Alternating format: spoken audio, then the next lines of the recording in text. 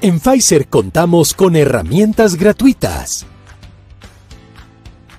que complementan su práctica clínica diaria. Pfizer Proactive. Pfizer Pro para profesionales. Health Connect.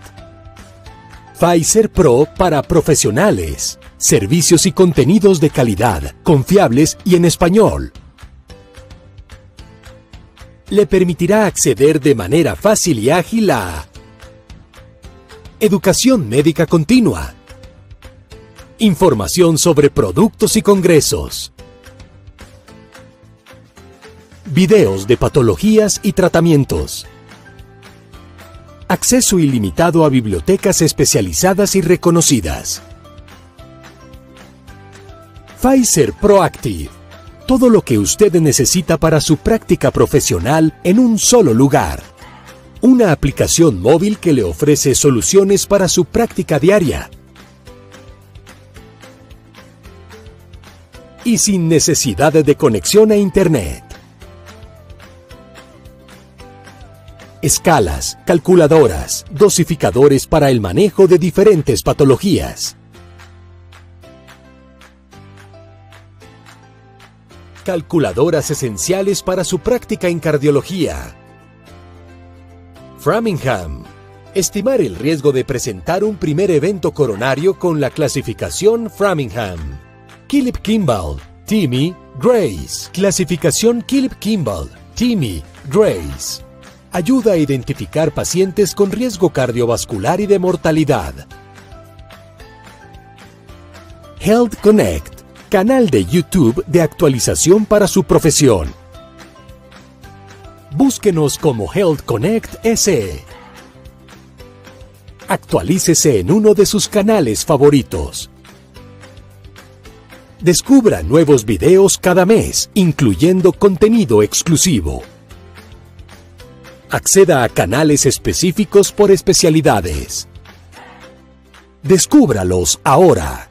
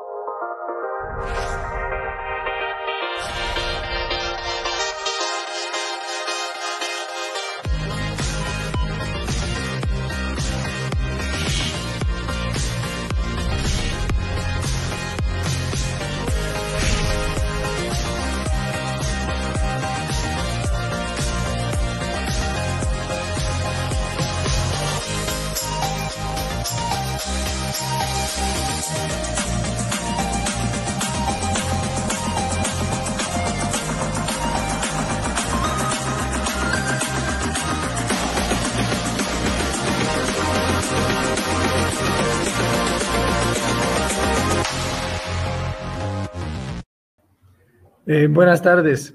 Bienvenidos al primer Congreso Interamericano de Prevención Cardiovascular y a las 56 Jornadas Internacionales de Cardiología. En esta tarde vamos a hacer el módulo de cirugía cardiovascular. Vamos a presentar, nuestro primer speaker va a ser el doctor Jaime Pinto. Él es un médico cardiólogo, cirujano cardiotorácico del Hospital Metropolitano. Él nos va a hablar sobre valvuloplastia mitral en edad avanzada, si existe un límite de edad para operarse. Nuestro segundo speaker va a ser el doctor Alejandro Villar. Es un médico cardiocirujano que ha realizado entrenamientos en cirugía en diferentes países y ha sido invitado a diferentes congresos. Él nos va a hablar sobre cirugía de revascularización coronaria mínimamente invasiva. En tercer lugar, el doctor Estuardo Novoa, médico cardiotorácico, que trabaja en el Hospital de las Fuerzas Armadas. Él nos va a hacer y nos va a presentar el tratamiento quirúrgico de la endocarditis infecciosa. Perfecto, entonces vamos a presentar al doctor Alejandro Villar con el tratamiento de revascularización coronaria mínimamente invasiva. Adelante, doctor, por favor.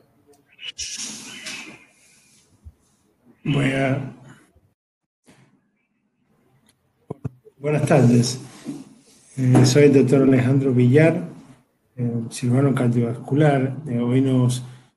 Muchas gracias por la invitación a este congreso. Es un honor para nosotros participar y poder conversar un poco sobre la cirugía de revascularización coronaria mínimamente invasiva.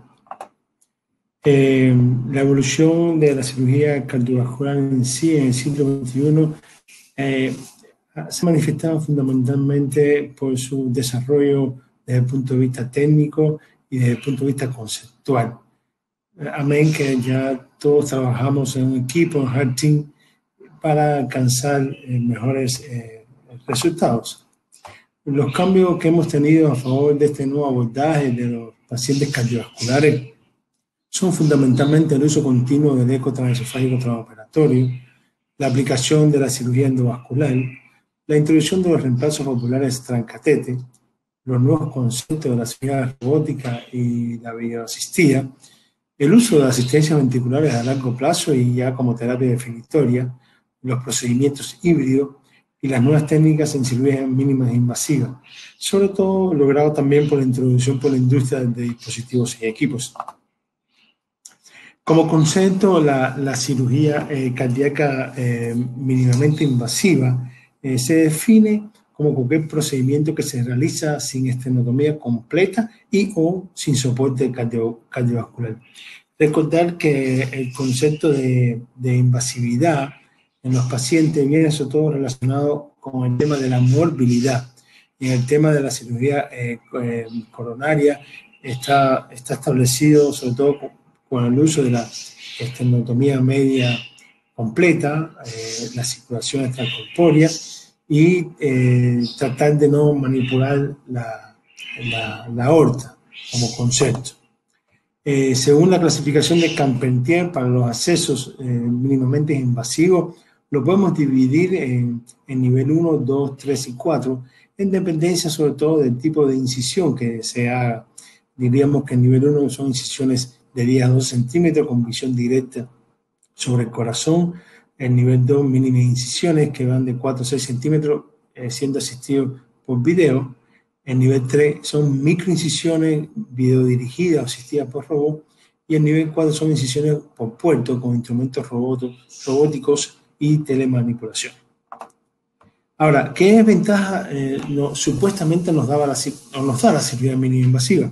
Bueno, la menor estadía, menor hora de ventilación, menor traumatismo, menor pérdida sanguínea, menos uso de hemoderivados, disminución del dolor, movilización temprana, ventajas cosméticas y psicológicas y mejor recuperación funcional. Esto llevaba diríamos, al concepto de menos costo, pero ojo, cuando utilizamos también cirugía robótica, que los insumos son muy caros, el costo también se eleva. Entonces, el concepto de costo en la cirugía mínima invasiva tiene un handicap, sobre todo cuando se utilizan tecnologías muy avanzadas. Ahora, para llegar a la cirugía coronaria mínima invasiva, por supuesto, tenemos que hablar de historia, de los síntomas más relevantes que nos llevaron al desarrollo de la cirugía revascularizada de revascularización coronaria. Desde el concepto de término de angina pectoris establecido en 1818 hasta el son que descubre la geografía diagnóstica, Gibbon, que trabaja sobre la máquina de irrigación cardiopulmonar, hasta diferentes cirujanos que aplicaron cirugía directamente sobre la arteria coronaria. Posteriormente, Favarolo, un latinoamericano, desarrolló, sistematizó la cirugía de irrigación coronaria con safena, y en 1968 el doctor John Green empezó a usar sistemáticamente la arteria mamaria. Esto, por mucho tiempo, la cirugía coronaria se realizaba con circulación extracorpórea. Hasta allá, en 1996, Buffolo y Benetti, indistintamente, también latinoamericanos, brasileños y argentinos, presentaron sus series de pacientes operados sin circulación extracorpórea. Ya en 98 ya se hablaba del tratamiento endoscópico directamente con circulación extracorpórea, y en el año 2000 FAR empezó a publicar trabajo sobre el tratamiento sin circulación extracorpórea. La cirugía coronaria mínimamente invasiva podríamos entonces clasificarla sin soporte cardiopulmonar por estenotomía media, sin soporte cardiopulmonar con acceso quirúrgico mínimo invasivo, ya sea videoasistido o con uso de robótica, MICAT-TECA, con soporte cardiopulmonar pero con accesos quirúrgicos mínimo invasivo, con uso ¿no? de video robótica, y el concepto de una cirugía híbrida. Es un gran reto para nosotros los cirujanos la cirugía coronaria del siglo XXI, sobre todo por las características clínicas que llegan a nuestros pacientes, que son mayor edad, hay mayor número de mujeres, mayor comorbilidad que tienen estos pacientes. Las características anatómicas también vienen con pacientes que tienen función ventricular muy deteriorada, enfermedad coronaria muy extensa y difusa, ya incluso tratada con stent, lechos distales con menor calibre, y asociado, por supuesto, a un sinnúmero mayor de pacientes con valvulopatía. Ahora, también la cirugía coronaria nos exige que con estas características que ven nuestros pacientes, tener una ajustada mortalidad, una mínima movilidad, una alta durabilidad, y hay que racionalidad de los recursos. Entonces, la cirugía coronaria mínima invasiva sin soporte cardiopulmonar por estenotomía media, diríamos que es la más reproducible en los centros cardioquirúrgicos, ya consigue entrenamiento y cupo de aprendizaje. Durante muchos años en la comunidad cardioquirúrgica se ha tratado de comparar la cirugía coronaria sin bomba con bomba por estenotomía media. De alguna manera es reproducible esta cirugía, técnica con dispositivos nos permite el corazón estabilizarlo, diríamos el uso de shunt que nos permite mantener la circulación coronaria, el uso del estabilizador para colocar el corazón, nos permite revascularizar las diferentes áreas del corazón, del arco coronario, de la descendente anterior, ramos intermedios y diagonales. También nos permite, ladeando la cama quirúrgica hacia el cirujano, nos permite revascularizar la cara lateral. La carne inferior también es posible revascularizar con todos los dispositivos que tenemos actualmente. Y tratar de manipular la aorta sería también una gran ventaja para que estos pacientes no tengan, diríamos, la movilidad de un posible desprendimiento de cualquier elemento de la aorta como tal. Ahora, en Estados Unidos el 22% de los residentes ejecutan 20 o más casos de corazón batiente. Y en Inglaterra el 51% de los residentes tienen experiencia en corazón batiente, y el 96% de ellos piensan o creen que esta técnica es esencial en su formación. Y entre los cirujanos ya establecidos, el uso de esta técnica varía desde 0 a 100%. Y las razones podrían ser, según el doctor Angelini, maestro en la cirugía sin bomba, la falta de programa de esta técnica en su centro, la percepción a veces equivocada de que los resultados de esta técnica están limitados a cirujanos hábiles, y no es así. Hay que tener un grupo quirúrgico, anestesiólogos y cirujanos instrumentadores que hagan un teamwork muy bien para poder llegar a hacer una buena cirugía de este tipo. Y el miedo, por supuesto, de tener resultados no buenos, sobre todo en el inicio de la curva de aprendizaje. Ahora, con la introducción o con la reintroducción de la cirugía coronaria, corazón latiendo y al eliminarse la circulación extracorpórea, el paranóstico y la menor manipulación de la aorta, se infería que los resultados de técnica iban a ser mejores. Por lo que en los últimos 20 años se empezaron a publicar diferentes estudios, retrospectivos, prospectivos, observacionales, randomizados y metaanálisis, comparando estas dos técnicas. Y en todos los estudios revisados se vio una buena ventaja o buena ventaja sobre de la cirugía sin circulación extracorpórea, relacionada sobre todo con menor sangramiento, menor uso de derivados, menor estadía, menor respuesta inflamatoria, menor costo en el sentido de la palabra y menor mortalidad. Pero esta técnica, como todos sabemos, tiene, diríamos, como dificultad la repercusión hemodinámica al usar el corazón, y entonces a que se realice una reducción incompleta, que se sabe que si no hay una adecuada revolución completa del corazón, los resultados a largo plazo son fatídicos, y también una menor permeabilidad de los vasos. En el caso de la cirugía coronaria sin bomba, con el uso de shunt, nos permite tener como un puente para realizar adecuadamente los bypass.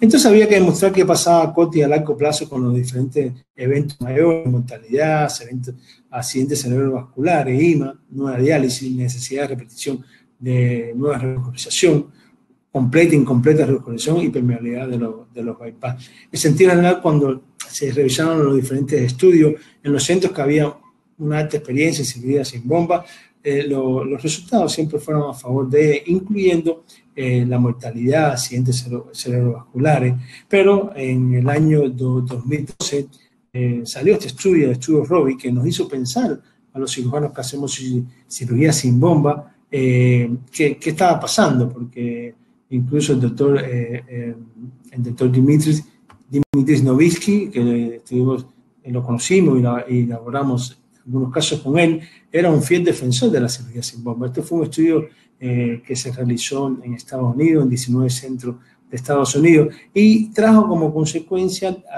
algunos conceptos de que había menos revascularización con la cirugía sin bomba, que los resultados eran peores, ¿no? Pero por suerte salieron dos estudios rápidamente, el estudio Coronary, que fue un estudio realizado multicéntrico, y un estudio alemán, Copenhagen, que fue un estudio que demostró en pacientes de mayor de 75 años que los resultados sin circulación extracorpórea eran buenos.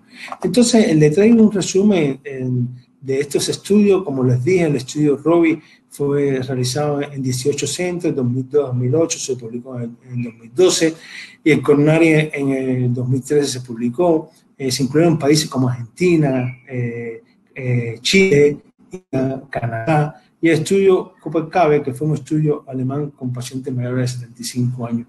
Y lo más interesante, esto fue un estudio prospectivo que hicimos nosotros en un centro de 2009 al 2013 con 331 pacientes. Y lo más interesante de este estudio, como les dije, que en el caso de Robbie, estaba como indicación para que un cirujano pudiera hacer una cirugía sin bomba que tuviera 20 casos nada más en su haber como cirujano a realizar una cirugía sin bomba, sin circulación extracorpórea, mientras que los demás estudios, en el caso del coronary, tenían que tener 2 años como especialista y con más de 100 pacientes operados por este tipo de técnica, y en el grupo alemán que tuvieron más de 322 pacientes operados con este tipo de técnica.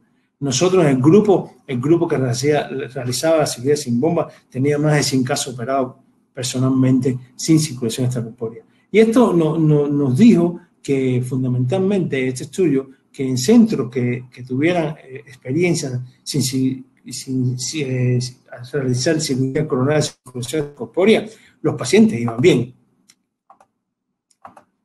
Entonces, diríamos que al final esta era una forma de abordar a los pacientes mínimamente invasiva. Ahora, la cirugía coronaria siguió avanzando y se empezó a tratar de hacer cirugía con mínimas incisiones, por toracotomía o sosifoidea, y como le dije anteriormente, con osicinculación extracorpórea, incisiones bajo visión directa o asistido por robótica.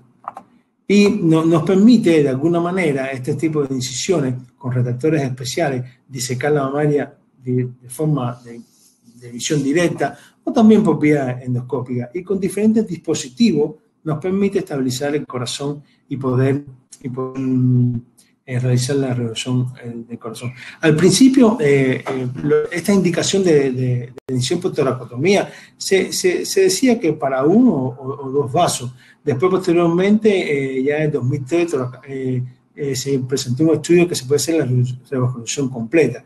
Nosotros en 2010 empezamos un programa de cirugía mínima invasiva en coronario, este es uno de nuestros pacientes, donde la incisión era aproximadamente 12 centímetros y podíamos abordar con dispositivos no más avanzados, sino con lo que usamos actualmente, podíamos realizar la cirugía coronaria. Nos entrenamos. Doctor Villar, por favor, tenemos un minuto más. Muchas gracias. Ok, muy amable. Entonces, la otra forma de hacer cirugía mínima invasiva es con el PORACEL, que se creó en el año 1991 por la Universidad de Stanford. Y bueno, la cirugía robótica, que es una técnica que los estudios experimentales en animales empezaron en el siglo XX. Y bueno, algunos estudios, ya sea con TECA, con arrestando el corazón o sin arrestar el corazón, puede acompañarse de la cirugía mínima invasiva, menor tamaño de incisión, podría utilizarse para la telecirugía.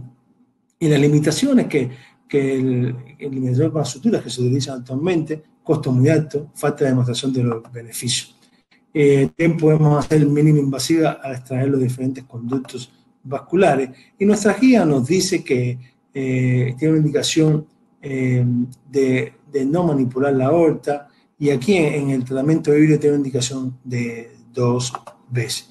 Por lo tanto, solamente quería reflexionar si las técnicas son controversiales, las evidencias que tenemos actualmente, o si lograremos hallar la técnica ideal o tendremos que brindarle a cada uno de ellos el espacio que merece. Pensamos que la técnica idónea en cada situación depende de individualizar el paciente, individualizar el equipo, individualizar el medio. Y como conclusiones para esta nueva forma de abordar a nuestros pacientes, el grupo quirúrgico tiene que entrenarse, poseer protocolos de trabajo, adaptarse a estas nuevas técnicas, manejar nuevos instrumentos quirúrgicos, conocer las posibilidades de variantes técnicas de perfusión, poseer dispositivos adecuados para realizar estos procederes, manteniendo una calidad de resultados. Muchas gracias.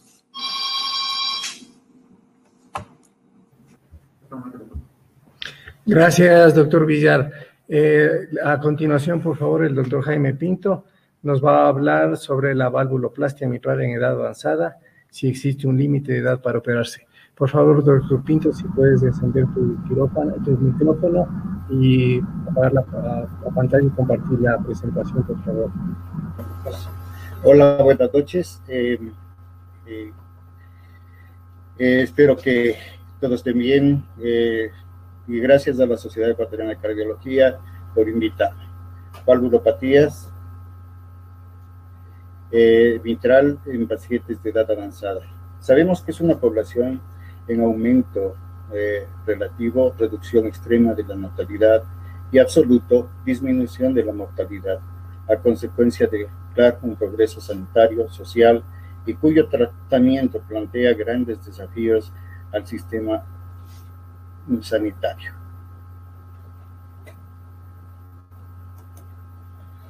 Las valvulopatías mitral en edad avanzada, fíjense lo que vemos, la patología valvular en el anciano. En una serie consecutiva, los ancianos ingresados por insuficiencia cardíaca tenían una enfermedad valvular aórtica del 22%, una enfermedad mitral del 14%.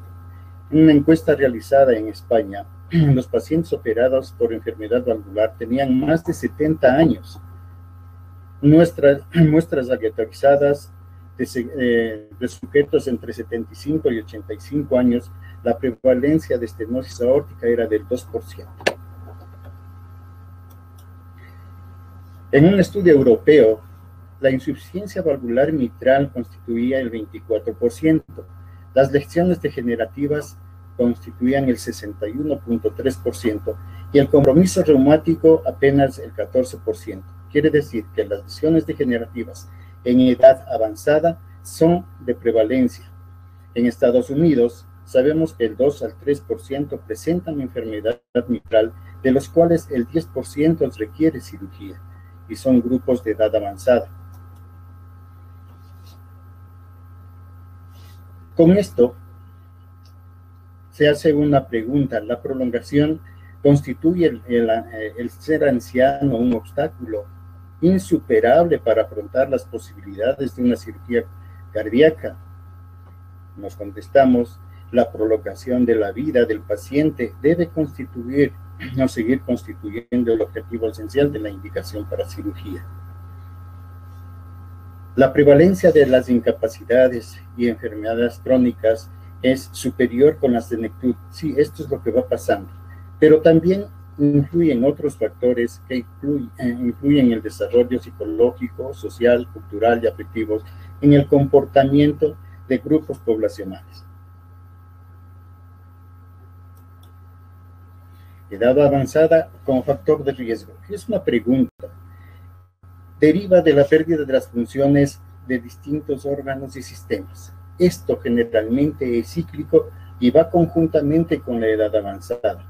La intensidad y cadencia de estos fenómenos es muy variable, lo que hace difícil el análisis de si la ancianidad como factor es un factor de riesgo.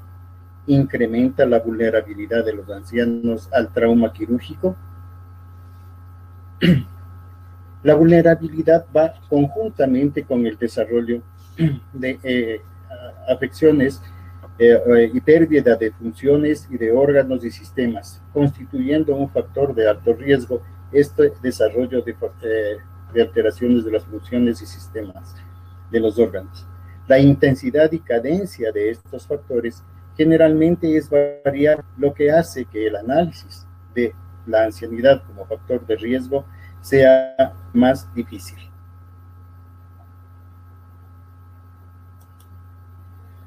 La edad avanzada como factor. Puede suceder discordancias que de la senectud sea un factor de riesgo menor, que los ancianos tengan mayor comorbilidad y las enfermedades repercutan con mayor intensidad. Ejemplo de esto le vamos a dar: el anciano que prácticamente está expuesto a cirugía de revascularización coronaria.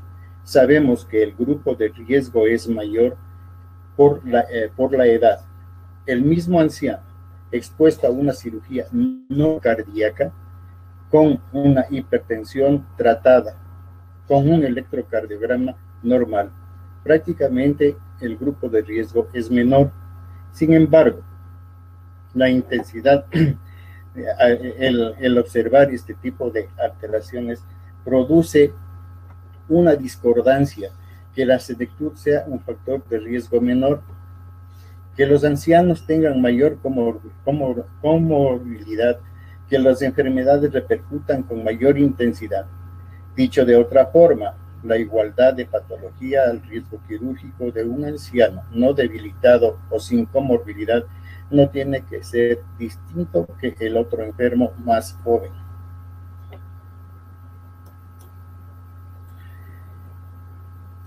Valvulopatía mitral. Considerar para la intervención quirúrgica que la lesión valvular sea hemodinámicamente importante, que los síntomas sean producto de la lesión y no de la patología concomitante que acompaña al anciano, que no exista ningún estado comórbido cuya sintomatología o pronóstico sea aún peores que la misma valvulopatía. La actitud psicológica del paciente y de los familiares son factores también que deben considerar.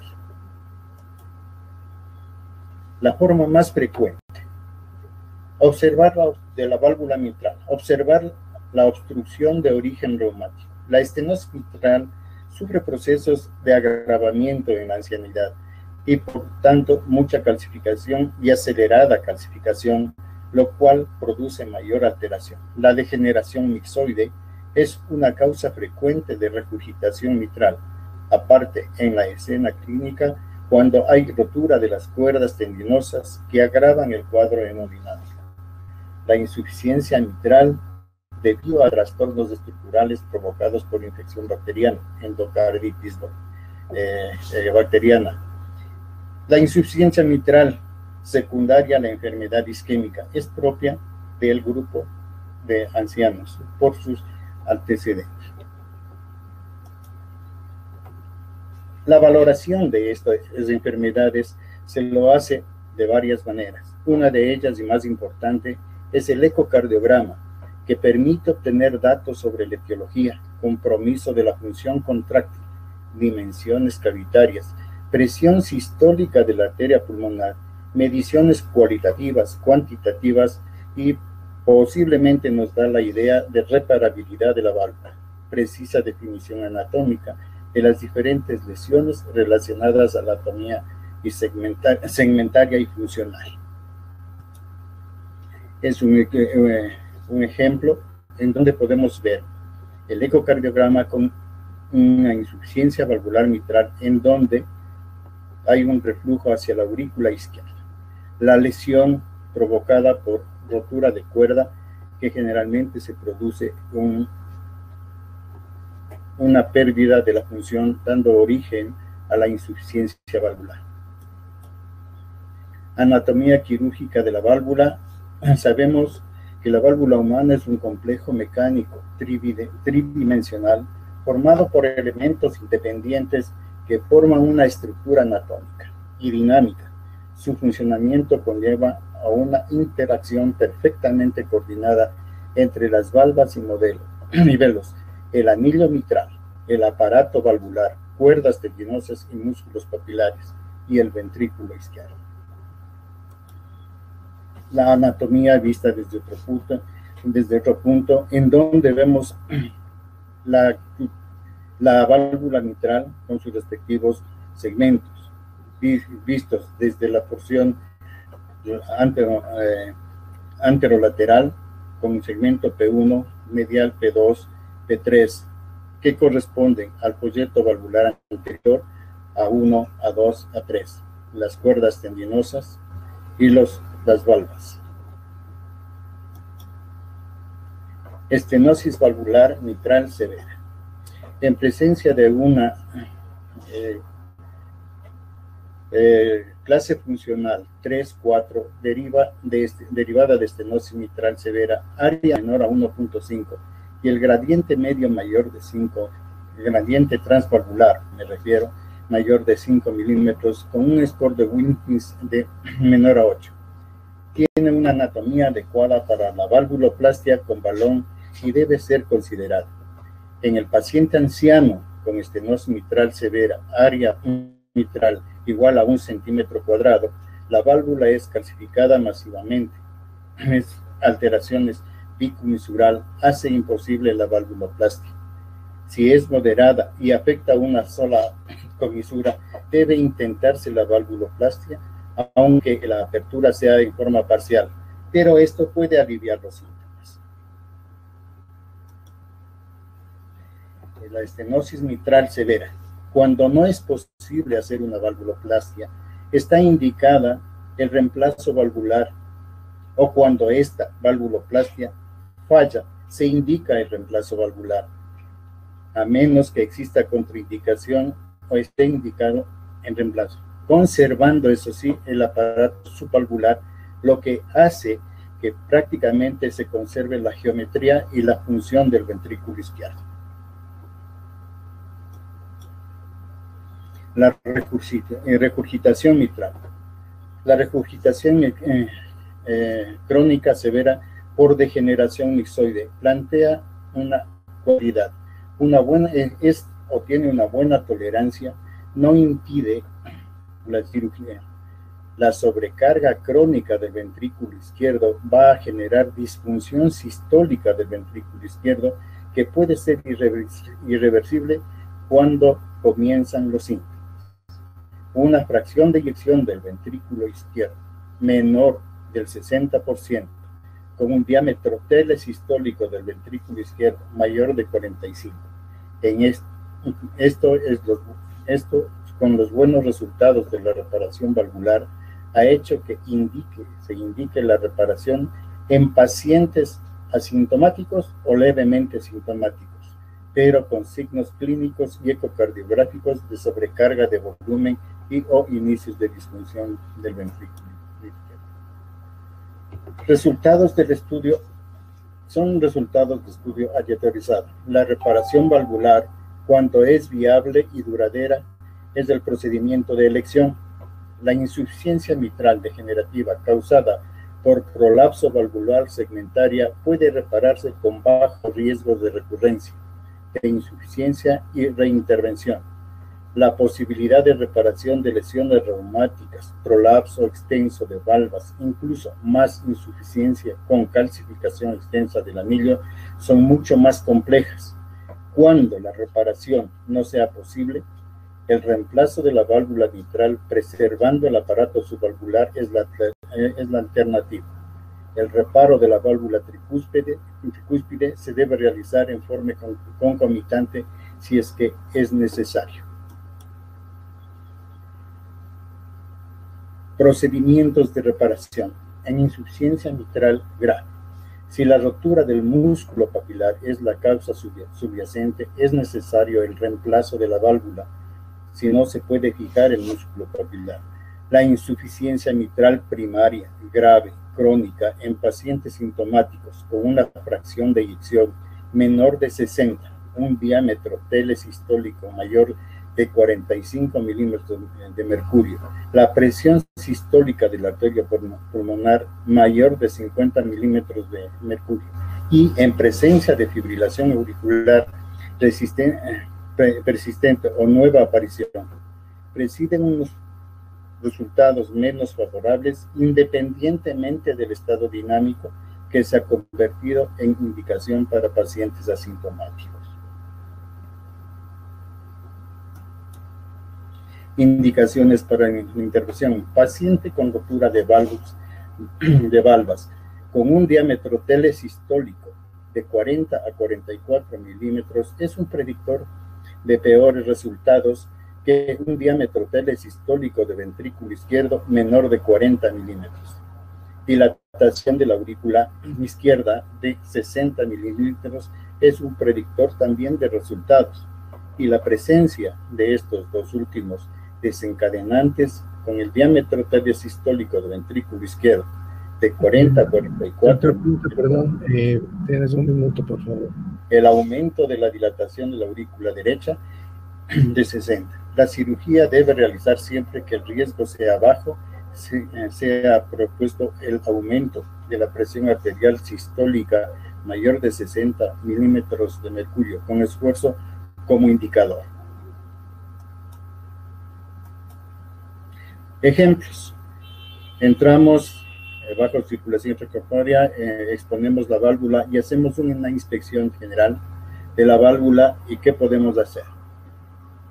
Una resección triangular del segmento medio de la válvula posterior con reparación, sutura, un segmento medio posterior con desplazamiento y aproximación de la parte posterior del velo. Generalmente, es otro ejemplo, generalmente cuando terminamos la cirugía siempre ponemos un anillo de anuloplastia para asegurar que no repita o no se vuelva a producir una nueva insuficiencia recurrente o sea mucho más duradera. La regurgitación mitral de origen isquémico acompaña un episodio fugaz de isquemia o permanente de cuantía muy variable. Doctor Pinto, el tiempo ya está acabado. Ok. No. Le agradezco.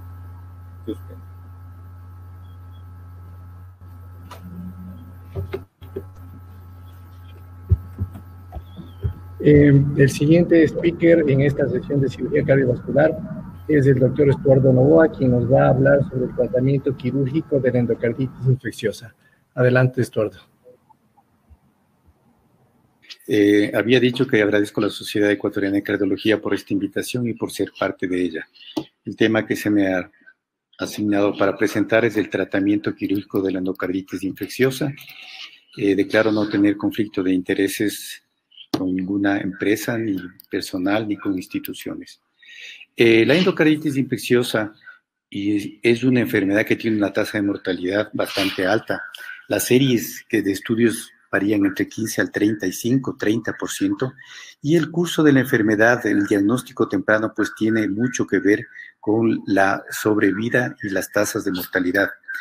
Sabemos bien que ya por los criterios de Duke, los criterios mayores y los criterios menores tienen mucho que ver en cuanto a determinar en parte las indicaciones en cuanto a lo que es la cirugía. Dentro de los criterios mayores, los hemocultivos, y que se tienen inmediatamente después de tener un posible diagnóstico, inclusive pueden iniciar ya un tratamiento previo hasta tener hemocultivos definitivos, y por lo tanto, de acuerdo a la etiología y probable causa, se puede iniciar un tratamiento antibiótico. La evidencia endocárdica y la ecocardiografía, ya le voy a hablar, que son las lesiones que vemos en las válvulas, igualmente tienen ciertos parámetros como abscesos, perforaciones de la válvula, dehiscencia, que tienen mucho que ver para la indicación quirúrgica. Y ciertos estudios también que nos sirven, como la tomografía y emisión de positrones, que tiene también un valor predictivo. Los criterios menores igualmente son importantes, sobre todo cuando hay cardiopatías preexistentes y factores inmunológicos, enfermedades vasculares, etcétera. Estos criterios pues nos sirven en la parte clínica, pero igualmente algo que es muy importante.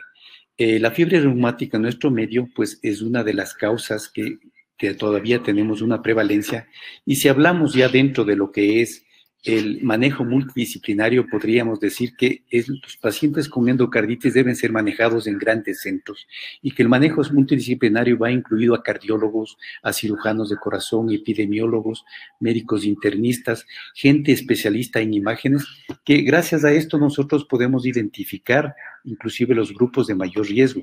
El diagnóstico microbiológico igualmente es muy importante el tratar de determinar, pero se puede iniciar ya una antibiótico terapia adecuada. La evaluación clínica inclusive es muy importante de ver cómo van estos pacientes con el tratamiento y van respondiendo. La ecocardiografía es algo muy importante, y la cirugía precoz de indicación quirúrgica la vamos a abordar después para ver cuáles son las indicaciones como tales. Algo que es muy importante determinar aquí es que con el intervencionismo han crecido ya las incidencias de endocarditis infecciosa, sobre todo en pacientes que tienen dispositivos. ¿Y por qué lo hago sobresaltado esto? Porque las prótesis valvulares definitivamente son las que tienen peor pronóstico cuando se presentan infecciones en este tipo de estructuras. Según la localización, todos sabemos y podemos determinar que pueden localizarse sobre la válvula nativa izquierda y sobre una prótesis izquierda. La mortalidad, obviamente, en la prótesis izquierda es mucho mayor. Podemos tener endocarditis infecciosa en el lado derecho, sobre todo en la válvula tricúspide, y mucho de esto también tiene que ver con los dispositivos que ahora se están utilizando, y también una incidencia mayor en pacientes pues, que usan drogas, y la relacionada con diapositivos. Iremos viendo ejemplos de cuanto a esto. De todas maneras, miren ustedes que las afectaciones perivalvulares igualmente, cómo se presentan ya dentro de lo que es la afectación: vegetaciones, abscesos, pseudoaneurismas, fístulas y dehiscencias de válvulas protésicas. Las vegetaciones, los abscesos y las dehiscencias a nivel de la válvula definitivamente son las que traen mayor problema y las que dan más mortalidad realmente. La incompetencia valvular que producen, pues va orientado justamente el tratamiento a corregir eso, pero dentro de esa insuficiencia nosotros tenemos estas grandes afecciones como tal. Por lo tanto, yo me diría, ¿cuándo realizamos un ecocardiograma?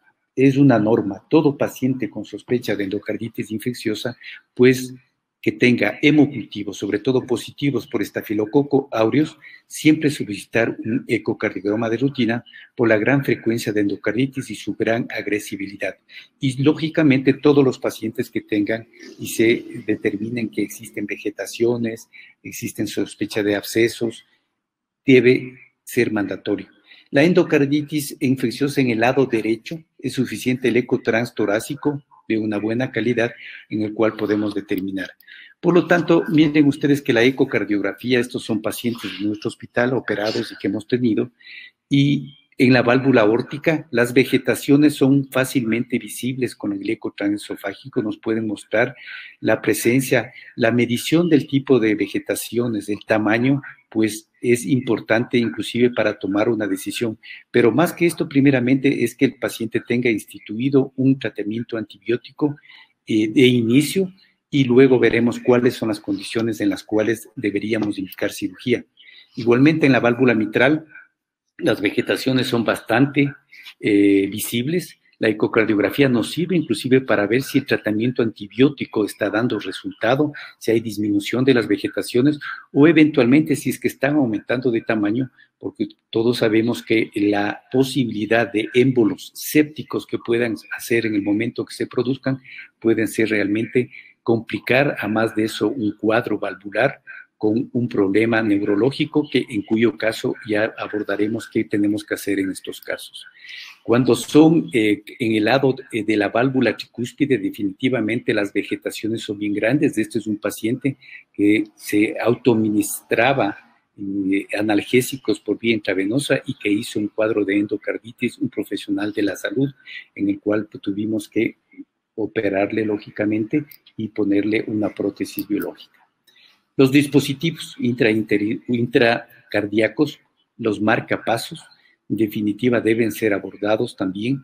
Es mejor con circulación extracorpórea por cuanto estos tienen alto riesgo de embolizar sépticamente cuando se trata de extraerlos, si no es con un corazón que esté abierto con circulación extracorpórea.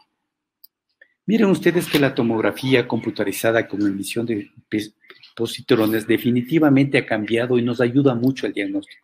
Si bien el eco transesofágico es una herramienta muy importante para determinar las vegetaciones, los abscesos, pero en prótesis valvulares definitivamente la tomografía computarizada por emisión de positrones nos detecta el cuadro inflamatorio tempranamente alrededor del anillo y abscesos o líquenes paravalvares pueden ser determinados tempranamente, tomando en cuenta que las prótesis, las endocarditis protésicas tienen una alta mortalidad. Por lo tanto, si nosotros vemos diferentes estudios, veamos este estudio que es de 31 centros hospitalarios en más de 3,000 pacientes, en los cuales en un centro del Comité de Endocarditis en España, miren ustedes que en ellos encontraron que los grupos de mayor riesgo, por ejemplo, que para que endocarditis son los pacientes que tienen válvula aórtica bicúspide y prolapso de válvula mitral, que estos pacientes inclusive en la parte odontológica tienen más frecuencia de tener endocarditis por Streptococcus viridans y ellos tienen mayores posibilidades de complicaciones cardíacas y van para cirugía cuando se presentan. Y estos son pacientes generalmente adultos jóvenes. Cuando existen complicaciones neurológicas, cambia mucho el pronóstico del paciente. No quiere decir que el paciente no puede operarse dependiendo de lo que está. Hay que estratificar bien, hacer una imagen cerebral, un ecocardiograma. E igualmente la cirugía hay que sobrepasar bastante en si el paciente tiene un problema neurológico ya muy avanzado o si no es como tal y se debe aplicar y si definitivamente la cirugía es el gold standard realmente en la gran mayoría de pacientes que tienen endocarditis infecciosa.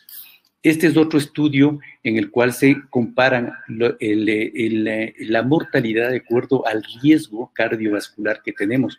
Todos los cirujanos tenemos diferentes parámetros de riesgo, pero el Euroscore que utilizamos todos, miren ustedes que no es muy válido, ya que en endocarditis infecciosa nosotros vemos que los abscesos, la insuficiencia, la sepsis, son parámetros que no están contemplados. Y es así que aquí en este estudio se analizan 10 tipos de riesgos de diferente tipo y escalas que se hicieron y se determinaron que 4 de ellos eran los más importantes que determinaban en endocarditis infecciosa porque ellos tomaban en cuenta qué cosa, justamente los factores si hay un absceso, si hay líquido paravalvar, si hay sepsis, émbolos y estos son parámetros también que nos sirven mucho para la evaluación de estos pacientes.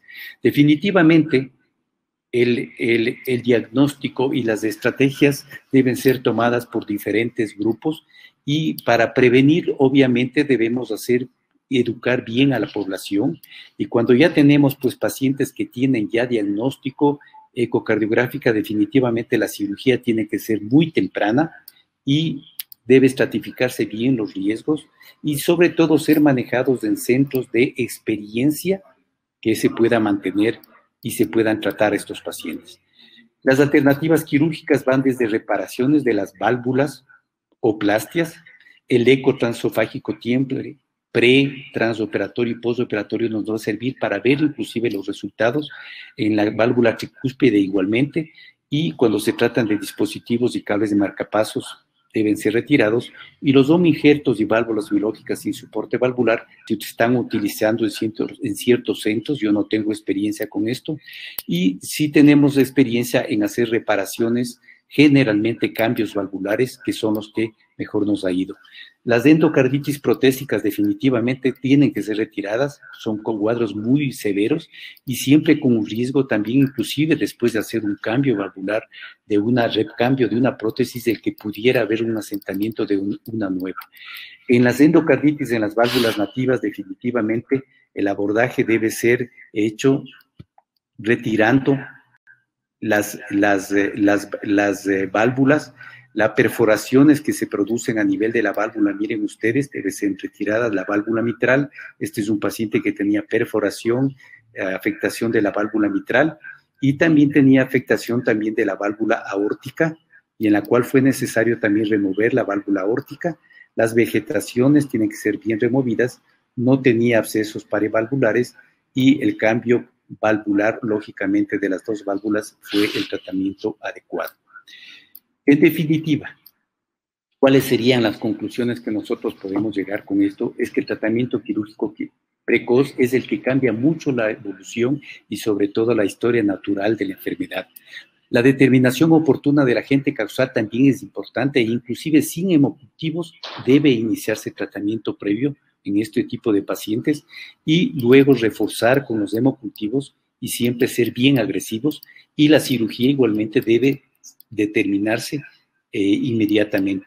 El tratamiento antibiótico, tenemos un gran arsenal de antibióticos que podemos utilizar, y para los cirujanos las técnicas de extracorpórea y protección miocárdica realmente han cambiado tanto, y nos da mucha seguridad en nosotros poder hacer cirugías mucho más seguras y por tiempos más prolongados, porque cuando son pacientes complejos como estos, realmente el tiempo de circulación extracorpórea en ocasiones puede ser altos.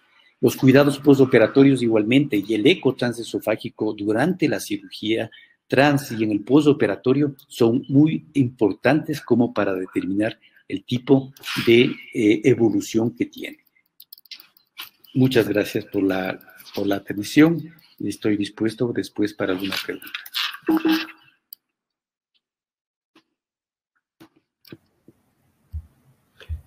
Muchas gracias, doctor Novoa. A continuación, el doctor David Puga Bermúdez nos va a hablar. Él es un cirujano cardíaco, un cardiólogo, mejor dicho, un cardiólogo adscrito al Servicio de Cardiología del Hospital Regional San José Carrasco Arteaga, ahí es de Cuenca, y nos va a hablar de un tema que es importante para nosotros, que es el trasplante cardíaco en el Ecuador. ¿Estamos listos? Por favor, doctor Puga, adelante. Sí, muchas gracias. Primero, estoy reemplazando al doctor Javier López, que por un problema, una cirugía de urgencia, no pudo estar en esta presentación, pero yo voy a tratar de hacer lo más didáctico posible, un tema que es realmente interesante, apasionante, y trataré de no hacerlo mucho con la parte quirúrgica, ya que no me corresponde esto, sino solamente la parte clínica, que es la parte que manejo yo, que soy cardiólogo clínico y terapista intensivo cardiovascular. Bueno, el tema que abordaremos ahora es el trasplante cardíaco en el Ecuador. Si estaremos listos, es la pregunta que se nos hace en la presentación. Un preámbulo a la trasplante cardíaco, pues una introducción, es un tratamiento de elección en pacientes que tienen ya insuficiencia cardíaca avanzada y que hay una imposibilidad de controlar esta enfermedad por otras alternativas médicas o quirúrgicas, y lógicamente es una opción que tienen los pacientes de incrementar la expectativa de vida circunstancial esta tendrá que ser valorada por el equipo multidisciplinario y por cada paciente. Viendo un poco la historia, pues desde los años ya 50 ya se hicieron algunos estudios experimentales con animales y en el 69 el doctor Denton Coley trató de hacer un corazón artificial que tuvo, se intentó realizar un trasplante cardíaco, pero no fue efectivo. Posteriormente, ya en el año 67, el doctor Barner, el doctor sudafricano, en la Ciudad del Cabo, realizó el primer trasplante cardíaco mundial, que se volvió un suceso mundial.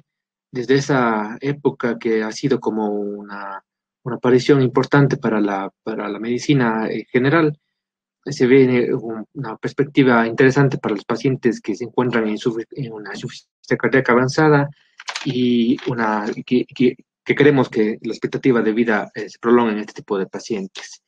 Y han pasado más de 50 años desde el primer trasplante de Barnard y ha sido como una llegada hacia otro planeta. Pues, ha llegado muchas expectativas en el tratamiento, en la terapéutica de este tipo de pacientes. Y bueno, yendo un poco al contexto de la parte de nuestra región, de América y de la parte de Iberoamérica, desde los años que se describieron el trasplante cardíaco en la primera vez, pues en España desde el 84 se comenzó a hacer trasplante cardíaco. En el 88 ya en México se realiza el primer trasplante cardíaco, en Colombia ya desde el 89, actualmente se realiza en 8 centros en el mismo país. En el 94 hubo el primer trasplante cardíaco que se realizó en la clínica Kennedy, sin mucho seguimiento ni mucha reproducción de esta terapia en el país. Y actualmente existen 9 países en Centroamérica y 7 en Sudamérica que se realiza trasplante cardíaco, dentro de lo que nosotros en algún momento ya queremos vincularnos para que los pacientes tengan esta opción. Dentro de la legislación y dentro de nuestro país, el 4 de marzo del 2012 ya en el registro civil se inició la aplicación de la ley orgánica para donación de trasplantes. Entonces todos nosotros somos probables somos probables donadores y podemos entrar a un plan de trasplante como donantes si es que tenemos una muerte cerebral, a menos que nuestra familia o nosotros lo digamos de una forma afirmativa, que no queremos ser donantes, pero ya se quiere cambiar un poco esto de la sociedad para que no todos tengamos una cultura de donación. En general, no solamente el corazón, no hablamos de otros tipos de trasplantes, pero lo que compete a esta charla, hablaremos de trasplante cardíaco en el país. En otras series, bueno, no solamente se habla también se habla de trasplante combinado. Esta es una serie española, que es desde el 84 al 2019.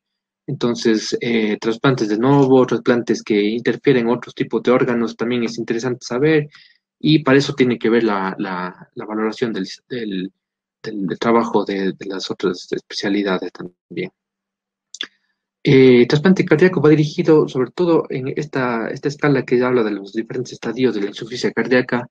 El estadio D, que es cuando existen síntomas refractarios con un tratamiento médico óptimo, entonces ya estamos en un estadio avanzado de la enfermedad donde los pacientes ya necesitan medicamentos inotrópicos o vamos a proponer el trasplante o tratamiento que vamos a ser puente hacia algún tipo que pueden. En este tipo de pacientes podemos proponerles también ya los dispositivos de asistencia ventricular. Depende del paciente si está en un choque cardiogénico o si está en una etapa un poco más que no tenga mucha descompensación, podremos proponerle también la asistencia ventricular de estancia prolongada. Y en algunos casos que no podemos ni siquiera proponerles trasplante, pues habría que proponerles a los pacientes ya los cuidados paliativos.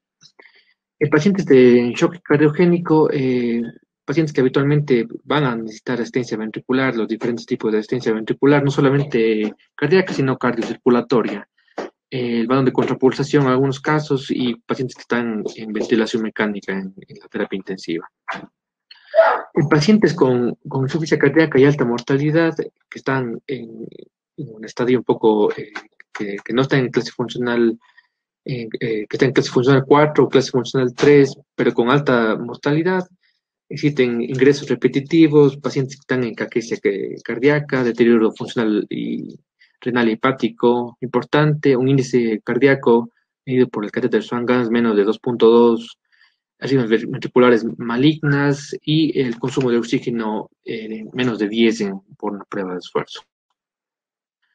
Algunas de las contraindicaciones relativas temporales pueden ser hipertensión pulmonar severa reversible, neoplasia menos 5 años, enfermedad sistémica multiorgánica, enfermedad neurológica con dependencia, enfermedad mental y contraindicaciones temporales, pues, infección activa, úlcera péptica, tromboembolismo reciente y adicción o alcohol o drogas. Todo esto tiene que ser valorado siempre previamente a la probable o asistencia de puente hacia una decisión o puente hacia el trasplante. Habría que valorar cada una de las condiciones del paciente. Hay una evaluación pre-trasplante en un paciente que está estable. Se debe considerar el peso, la talla por el probable receptor del paciente, que más o menos coincidan con eso. El grupo de sangre es muy importante, vamos a ver eso. La solicitud de antígenos, sobre todo antígenos que van a determinar sobre todo la probable rechazo del órgano. La medición con el cateterismo derecho, sobre todo la presión de llenado del ventrículo derecho, presiones de enclavamiento pulmonar, y sobre todo que nos van a servir para una probable disfunción del ventrículo derecho, que vamos a ver posteriormente, el ecocardiograma, la valoración por infectología, la valoración por marcadores tumorales, por oncología, que también es una de las condiciones por las que más se mueren los pacientes trasplantados, y todos tienen que ser valorados de una forma multidisciplinaria. Estos pacientes que están en una prioridad vamos a ver siempre una urgencia cero, un paciente que siempre está con asistencia ventricular corta, en terapia ECMO, Impella, que esté complicaciones graves de asistencia ventricular de larga duración. Eso es una urgencia cero que se puede activar de forma nacional. Eso habría que implementarlo si es que en algún momento tenemos el plan de trasplante. La urgencia 1, complicaciones menos graves de asistencia ventricular prolongada, y el trasplante selectivo que ya habíamos comentado, que un paciente que está en un estadio más estable. Lo que debemos considerar las contraindicaciones, neoplasia activa o enfermedades invalidantes que no sean de correspondencia cardiológica. O vamos a tomar una decisión, siempre hay que ver las terapias puente. Las terapias puente son las terapias puente a decisión, puente a trasplante, puente a recuperación, y los diferentes dispositivos de asistencia ventricular que tenemos. Vamos a ver si el próximo año puede entrar al país el CENTIMAC, que es de esta casa farmacéutica. El ECMO, que bueno, es la asistencia cardiocirculatoria en general, pues mantiene una recuperación del corazón que podríamos optar las diferentes características del paciente. El trasplante cardíaco a nivel mundial, vemos que a nivel mundial Estados Unidos forma el primer país que trasplanta en relación a la población de 10.1 pacientes por un millón de habitantes anualmente, y seguidos por algunos países de Europa. Entonces, el país que más cercanamente está a nuestra realidad, que sería España en este sentido. Sabemos que en Sudamérica y Centroamérica también existe, pero bueno, algún momento podríamos hacer una comparación con las demás casuísticas, pero esto es importante. Hablamos de donantes cardíacos eficaces. Vemos que cada vez en algunas series se ve que los donantes cardíacos utilizados para cirugía cardíaca son menores al 20%, ya sea porque los pacientes ya los donantes son cada vez más mayores y tienen mayores comorbilidades. Esto es importante la evaluación, y vemos que esto es en algunos países donde ya está haciendo trasplantes durante muchos años, se ve que hay una alta demanda de donantes, y a veces eso no se consigue fácilmente, y las listas de espera se vuelven cada vez más largas.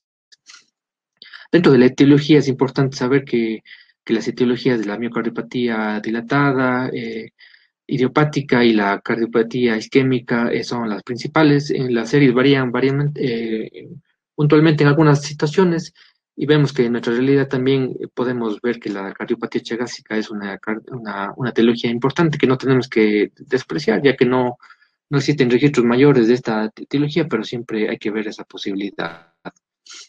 Este registro español, los perfiles de los pacientes trasplantados, es importante mencionarles que el sexo masculino es el más trasplantado en España comparado con el internacional, y que los que mejor responden han sido esos los grupo A, los que tienen un grupo sanguíneo A.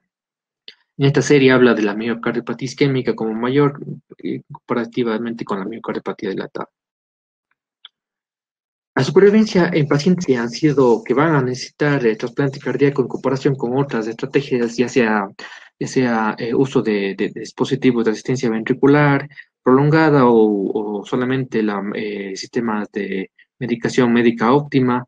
Vemos que el trasplante cardíaco a lo largo del tiempo en pacientes que ya necesitan trasplante, pues lógicamente la supervivencia va a ser mayor con mucha importancia comparativamente con otros tipos de terapias. Se habla de que los pacientes que están en shock cardiogénico son los que tienen peor pronóstico para pacientes que necesitan pues, un soporte cardiovascular, cardiocirculatorio, y estos van a trasplante directamente, por eso se les coloca en urgencia cero, pues son los que tienen peor pronóstico, perdón. Entonces, lo ideal en un paciente para que tenga mejores resultados serían los pacientes que están en un estado más compensado. Hay hablando de las estadísticas en España, cada vez va aumentando anualmente el incremento de trasplante urgente, ¿no? Y el advenimiento de estas nuevas terapéuticas de soporte cardiocirculatorio ha hecho que también tenga muchos pacientes que vayan directamente a trasplante urgente. Y esto ha habido un crecimiento importante desde los últimos años. Hablando un poco de la técnica. Perdón, tenemos 2 minutos, por favor. Gracias. Hablando un poquito sobre la técnica quirúrgica, no me voy a meter mucho sobre el tema, realmente la verdad no me compete esta parte, pero pues, lógicamente lo que nosotros, el equipo quirúrgico nuestro, realizaría, si es que se fuera el caso, la técnica bicaval. Hablando de las complicaciones por trasplante, en el primer año, la disfunción primaria del injerto, el rechazo, la infección, y pasando el año ya la disfunción tardía del injerto, la insuficiencia renal y la vasculopatía del injerto. Neoplasias también son una importante. La disfunción del VD y la hipertensión pulmonar es bien importante la evaluación preoperatoria, ya que tenemos que catalogarle si es que el paciente tiene resistencias vasculares pulmonares mayores a 5 o entre 3 a 5 unidades Guth, van a tener un peor pronóstico. Más de 5 unidades Guth ya realmente no estaría indicado realmente como tal el trasplante, habría que valorarle la hipertensión pulmonar.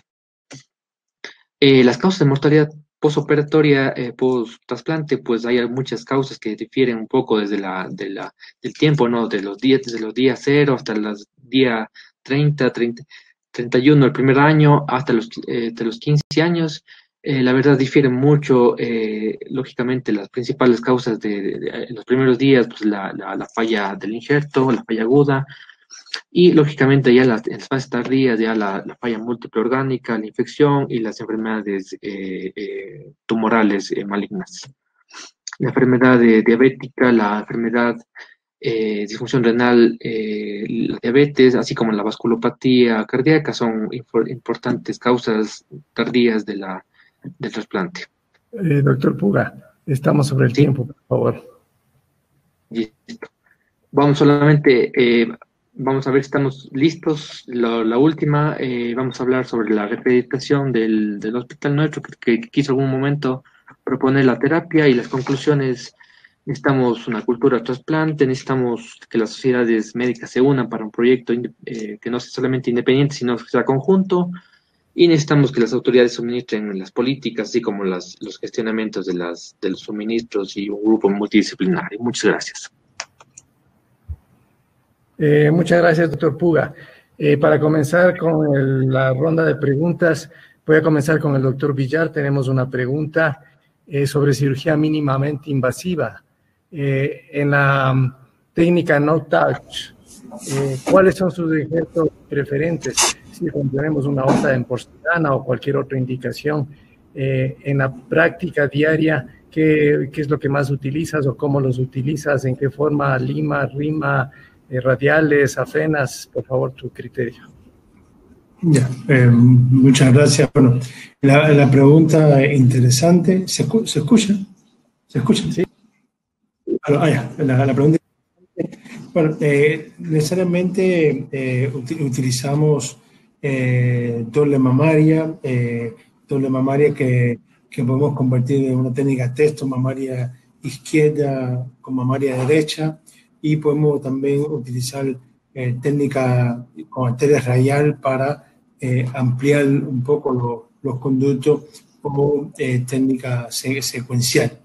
Generalmente, con respecto al texto, que es la técnica de unir la mamaria izquierda con la mamaria derecha, valoramos mucho también el tema del diámetro de la mamaria izquierda. En muchas ocasiones la mamaria izquierda tiene diámetro muy pequeño y no nos gusta de alguna manera utilizar la mamaria izquierda como un solo conducto para la arteria descendente anterior. Más o menos es lo que usamos. No nos gusta tampoco usar recolección arterial y vena, unirlas. Solamente utilizamos la vena safena si vamos a tocar la aorta.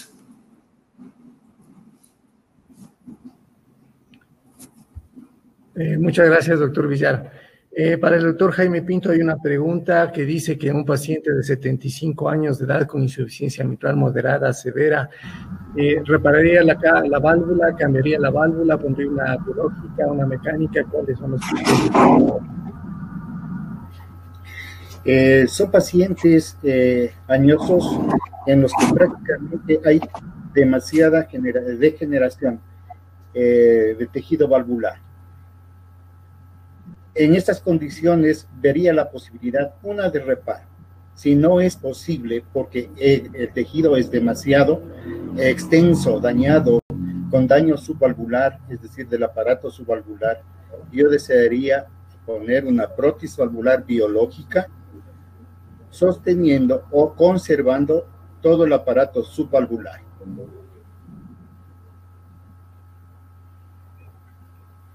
Perfecto, muchas gracias. Para el doctor Estuardo Novoa hay una pregunta con un paciente que ya tiene indicación de endocarditis infecciosa, pero ha sufrido un accidente cerebrovascular o una hemorragia cerebral. ¿Cuál es la conducta? ¿Operación inmediata? ¿Se espera? ¿Cuáles son las indicaciones, por favor?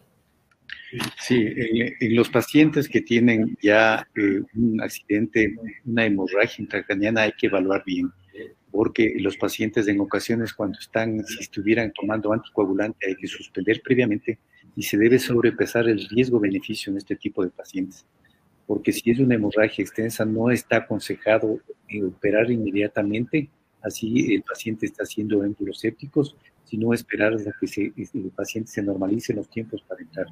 Entonces no hay una norma realmente. Los estudios, por eso yo dije de lesión neurológica, una tomografía computarizada del cerebro, una resonancia magnética, son los que nos van a dar el grado de extensión y sobre todo de afectación neurológica, y en ese caso en ocasiones pues estaría contraindicada la cirugía. Gracias, doctor Novoa. Para el doctor Puga, una pregunta importante. En nuestro país necesitamos clínicas de insuficiencia cardíaca que ya se han implementado en algunos centros, en algunos hospitales, con médicos que están dedicados, por supuesto, a esto. Pero no tenemos, sino en muy pocos sitios, yo diría que desde donde yo conozco, en un solo sitio privado, ECMO, no tenemos dispositivos de asistencia circulatoria izquierda, Impela. ¿Cómo hacemos? ¿Qué vamos a hacer? Porque necesitamos tener a estos pacientes, darles este tratamiento como puente, sea para trasplante o puente ya de recuperación. ¿Cuál es tu opinión en relación y qué es lo que tenemos y qué tenemos que hacer en el futuro? Sí, muchas gracias. La pregunta excelente, la verdad. Necesitamos formar al menos un grupo de personas que estén capacitadas para ver pacientes que vayan a ser trasplantados, ver los pacientes que vayan a necesitar, tengan un shock cardiogénico, ver la capacidad de ver si necesitan una asistencia de corta duración y posterior el advenimiento de estas terapias de asistencia ventricular prolongada podría ser una opción para pacientes que no que el HeartMate, tipo de cosas que muchos cirujanos podrían estar dispuestos a colocarlo, pero hay que tener un equipo, ¿no? El equipo multidisciplinario es indispensable para que todo esto se dé. Necesitamos incluso ayuda de las autoridades, no solamente es una política de la sociedad, tendría que ser una política del Estado para que se genere, ya que sabemos que los tiempos del trasplante cardíaco son muy cortos para el tiempo de isquemia. Todo eso necesitamos un sistema que esté desarrollado exactamente para implementar todas las preguntas que puedan surgir a pacientes que vayan a necesitar esta terapia. Perfecto, gracias, doctor. Así es, necesitamos establecer un programa nacional de trasplantes para poder meternos en esa área que es súper importante para nuestro país. Yo quiero agradecer a todos los panelistas, a todos los cirujanos y al doctor cardiólogo clínico, también el doctor Puga, que ha intervenido en nuestro módulo de cirugía cardiovascular.